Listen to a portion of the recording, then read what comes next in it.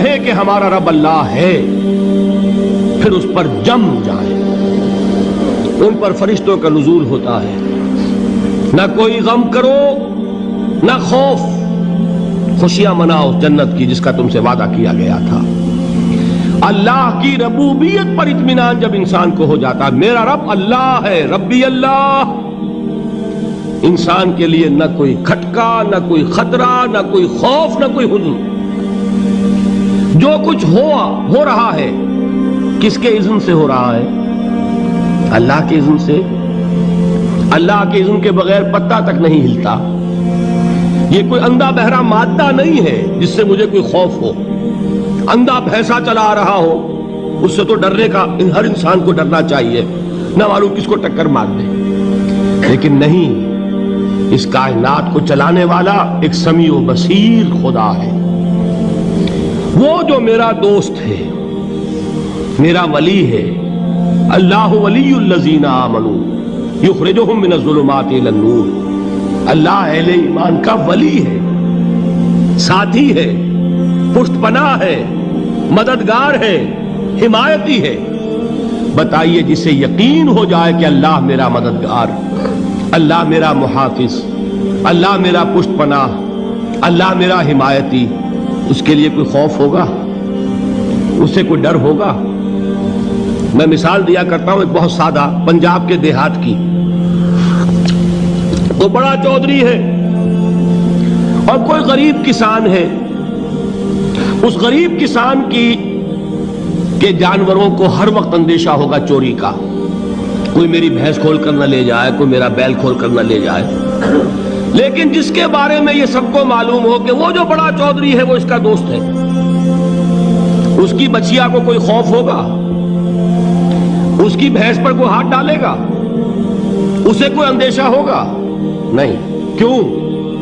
کہ وہ بڑا چودھری، بڑا اس کا یہاں کا سردار، جاگیردار، سب کو معلوم ہے وہ میرا دوست ہے، کوئی میرے خلاف اقدام نہیں کر سکتا۔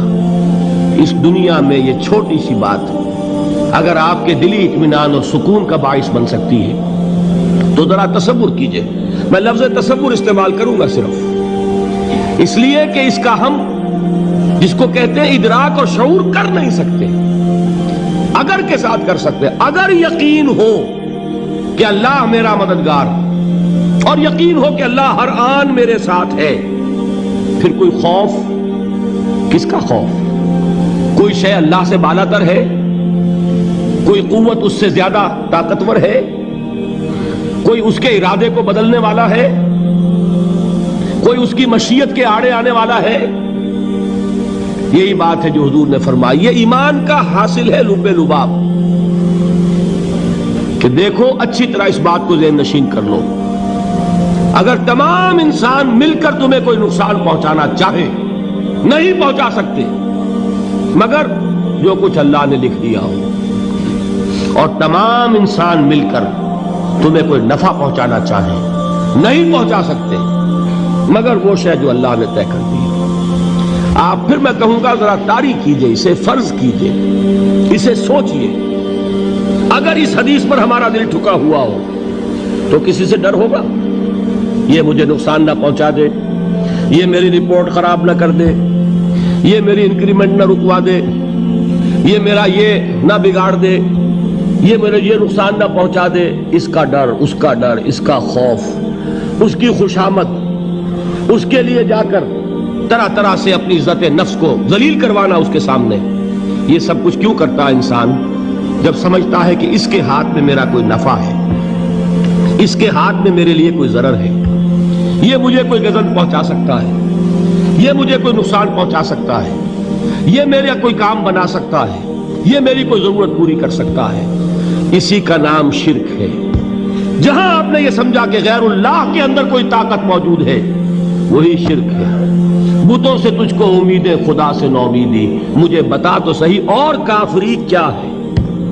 شرک تو یہ ہے جس پر بھی تمہیں یہ خیال ہے، کلمہ ہے یہ کلمہ سوم، لا حول ولا قوت الا باللہ، ذرا اس پر دل کو کبھی اگر آپ تصور کریں، پھر فرض کریں، دل ٹھک جائے، اس پر کوئی طاقت نہیں۔ یہی بات تھی جو شیخ عبد القادر جیلانی رحمۃ اللہ علیہ نے اپنی وصیت میں اپنے بچے سے کہی.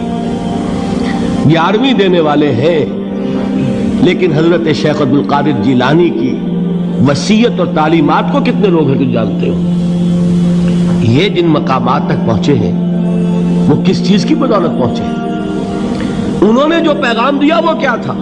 اے میرے بچے، جس طریقے سے قرآن مجید میں حضرت لقمان کی نصیحتیں جو ہے نقل کر دی گئی ہیں، میں یہ عرض کروں گا بالفرض اگر قرآن حضرت عبد القادر جیلانی کے بعد نازل ہوا ہوتا تو شیخ عبد القادر کی یہ نصیحتیں بھی قرآن میں درج ہوتی. اتنی اونچی نصیحتیں ہیں. اے میرے بچے، اس حقیقت کو ذہن نشین کر لے، لا فاعل فی الحقیقت ولا مؤثر الا اللہ. اس کائنات میں نہ کوئی فاعل حقیقی ہے نہ مؤثر حقیقی ہے سوائے اللہ کے. کسی شے میں کوئی تاثیر نہیں اگر اللہ نہ چاہے. آگ جلا نہیں سکتی اگر اللہ نہ چاہے. پانی ڈبو نہیں سکتا اگر اللہ نہ چاہے. زہر ہلاک نہیں کر سکتا اگر اللہ نہ چاہے. کوئی چیز فائدہ نہیں پہنچا سکتی اگر اللہ نہ چاہے. تو در در پہ کیوں سر جھکاتے ہو؟ در در پر کیوں جبیں سائی کرتے ہو؟ سب کے سامنے کیوں ہاتھ پھیلاتے ہو؟ ایک اللہ سے مانگو. ایک اللہ کے سامنے زمین پر اپنی جبین رکھو. لا فاعل فی الحقیقت ولا مؤثر الا اللہ. نظر آتا ہے ہمیں کہ پانی پیاس بجھا دیتا ہے. پیاس بجھانے کی صلاحیت پانی میں نہیں ہے، اللہ کے اذن سے. کھانا بھوک مٹا دیتا ہے، بھوک مٹانے کی صلاحیت کھانے میں نہیں ہے، اذن رب میں. دیکھیے یہی یقین تھا. حضرت موسیٰ علیہ السلام کا واقعہ یاد کیجئے. سامنے سمندر آ گیا ہے، قوم دیکھتی ہے پیچھے کہ گرد و غبار کا طوفان ہے. معلوم ہوا کہ فرعون اپنے لشکر سمیت آ گیا ہے. لشکر جب چلتا تھا تیز رفتاری کے ساتھ تو گرد و غبار کا جو طوفان اٹھتا تھا اس کا تصور کیجئے. اور لمحہ بلمحہ وہ قریب آ رہا ہے. پوری قوم نے کیا کہا؟ اے موسیٰ انا لمدرکون، اے موسیٰ ہم کو پکڑے گئے. قرآن مجید نے تو یہاں وہ باتیں نہیں لکھی ہے، لیکن تورات میں یہ درج ہے کہ بنی اسرائیل جھگڑنے لگے، دست و گریبان ہو گئے موسیٰ کے ساتھ. موسیٰ ہمیں یہاں مروایا لا کر، اس سے تو ہم ہی بہتر تھے. وہاں کھانے کو ملتا تھا، زندگی تو تھی، بیگار ہم کر رہے تھے، موت تو نہیں تھی. اب جو کچھ ہوگا اس کا تصور کرو، جس طریقے سے ہمارے ٹکڑے اڑائے جائیں گے.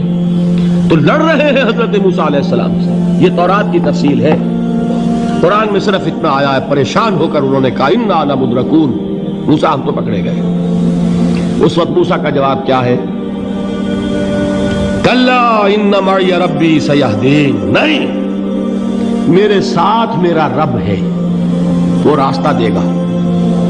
بتائیے کہاں راستہ نظر آ رہا ہے؟ یہ ہے ایمان بالغیب. راستہ نظر نہ آئے تب اللہ پر یقین ایمان ہے. جیب میں پیسے ہوں اور تب دل کو اطمینان ہے تو ایمان کس پر ہوا؟ پیسے پر، اللہ پر نہیں. جب وسائل و ذرائع نہ ہو اور پھر یقین ہو کہ اللہ مسبب الاسباب ہے، وہ اسباب کا پابند نہیں ہے، وہ اسباب کا محتاج نہیں ہے، اسباب اس کے محتاج ہے. اگر یہ یقین ہے تو اللہ پر ایمان ہے. یہ نہیں ہے تو تمہارا ایمان اسباب پر ہے، وسائل پر ہے، ذرائع پر ہے، مادیات پر ہے، اللہ پر نہیں. اس وقت کہاں راستہ تھا؟ کوئی راستہ تھا؟ سمندر ہے اور ادھر سے لشکر آ گیا ہے. کلا ان معی ربی سیہدین. اب دیکھیے ایمان کہہ دینا آسان ہے، ہوا معکم اینما کنتم، جہاں کہیں بھی تم ہوتے ہو اللہ تمہارے ساتھ ہوتا ہے. لیکن اس کا یقین قائم ہو جائے تو زمین و آسمان کا فرق واقع ہو جائے.